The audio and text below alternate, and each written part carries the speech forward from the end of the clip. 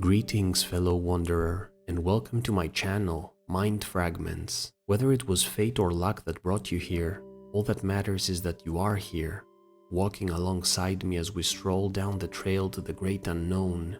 Maybe you'll stick around for a while, or maybe our paths will diverge a bit farther down the road for us never to see each other again. But right now we are co-travelers, and it would be rude of me not to introduce myself. I don't have a name, at least not one of my own choosing. Names don't really matter anyway. What matters is the companionship we share right now, and the life we have lived that led us to this meeting, however brief or long our meeting may be. And my life started a long time ago, at a quiet suburban neighborhood situated in a country I shall not name, because it might as well have been anywhere on earth. I grew up as a child of two very different parents, which, in hindsight, was a blessing, given that their diverging personalities taught me balance in a way. My father was an army man, someone based on logic and belief only in the things he could see, a proponent of making choices that will lead to a safe future financially and emotionally, a person that championed prudent thought when it came to planning a life for oneself. My mother, on the other hand, was a firm believer in the power of the universe being able to make all your wishes come true if you asked strongly enough.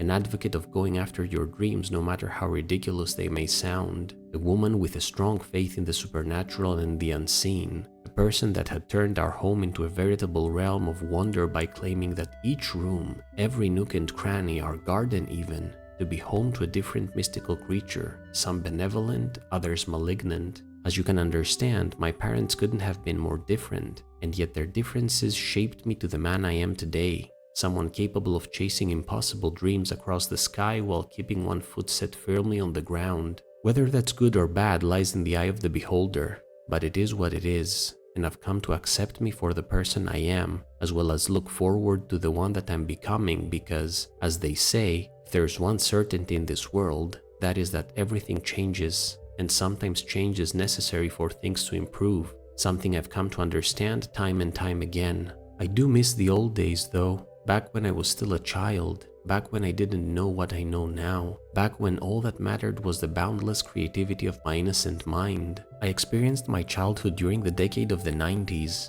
a decade I'm incredibly thankful for because the wonders that I saw and engaged with then nourished my imagination and strengthened my soul. And it is because of that time frame that the child within me remained alive and hopeful despite the trials and tribulations my young adult and adult life put me through.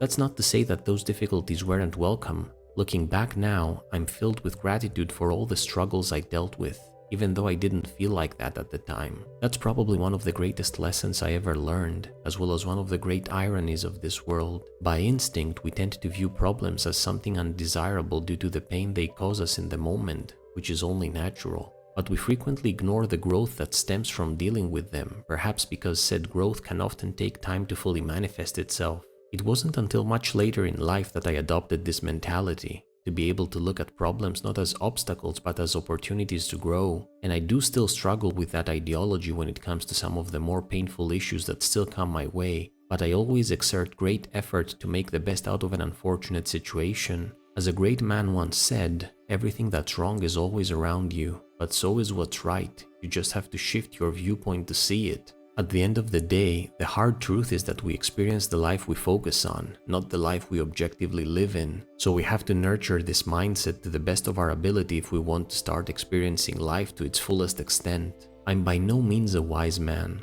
I'm not here to tell you what you should and should not do because, in all honesty, I'm just another soul seeking my true meaning and potential in this life. I don't have everything figured out. I struggle daily with my purpose, with my inability to often follow through with actions I need to take to make my life better, and the mental pain that comes with the realization that even though I know what is right for me, I can't bring myself to do it for some reason. I have daily bouts with the voice in my head telling me that I'll never be able to achieve my goals, that the life I've lived has damaged me beyond repair, and I just need to accept the fate of obscurity and unfulfillment. Maybe you're feeling this way too. And if you do, I'm just here to tell you two things. You are not alone, and this too shall pass. I know things may seem desperate right now, maybe even insurmountable, but they're not permanent. Nothing is. I've had my fair share of issues that felt world-ending, and I'm ashamed to admit there were a few times when I truly believed that my only option was to leave this world behind. And if you're also thinking that way,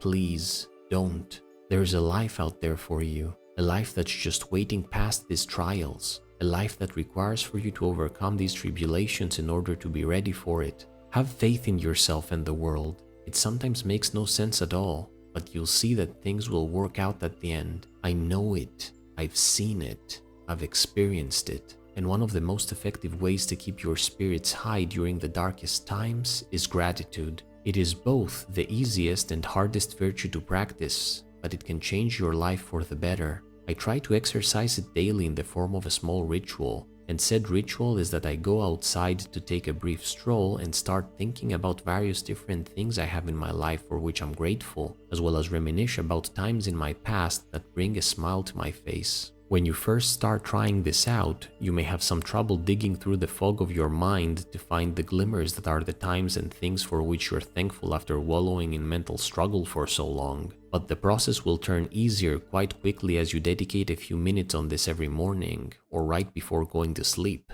Try it. It may just be the boost you needed. So, fellow wanderer, know that you're not in solitude. This world is a large and wondrous place, and even though at times it may feel like the wonder has been drained away from it, it's still there. You just have to look for it.